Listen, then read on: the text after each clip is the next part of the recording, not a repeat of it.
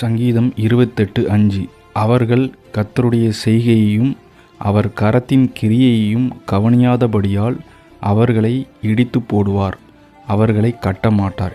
இந்த வசனம் பார்த்திங்கன்னா இன்றைய மன்னா. இந்த வசனத்தின் மூலமாக நம்ம தெரிஞ்சுக்கிறது என்ன அப்படின்னா, அவர்கள் கர்த்தருடைய செய்கையையும் அவர் கரத்தின் கிரியையும் கவனியாதபடியால். அந்த அவர்கள் யார்? நம்ம தான்.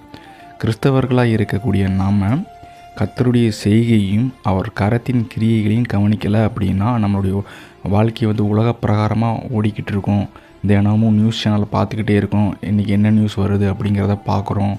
இல்லை நம்ம சோஷியல் மீடியாவில் ஆக்டிவாக இருக்கிறோம், நிறைய அதுக்கு டைம் ஸ்பெண்ட் பண்ணுறோம்.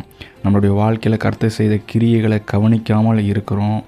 அவர் செய்கைகளை நம்ம அவருடைய கரத்தின் கிரியைகளையும் கவனிக்கலை, அவர் செய்கைகளையும் கவனிக்கலை அப்படின்னா அவர் என்ன பண்ணுவார்? நம்முடைய வாழ்க்கையை கொஞ்சம் கொஞ்சமாக அப்படி என்ன செய்வார்? எப்படி கட்டினாரோ அப்படியே ஒவ்வொரு செங்கலாக நம்மளுடைய வாழ்க்கையை என்ன செய்வார்? இடித்து போடுவார். அது எப்படி நடக்குதுன்னு நமக்கு தெரியாது. அந்த அளவுக்கு ரொம்ப நேக்காக என்ன செய்வார்? நம்மளுடைய வாழ்க்கையை இடித்து போடுறதுக்கு அதுக்கான வேலைகளை செய்வார். ஆமேன்.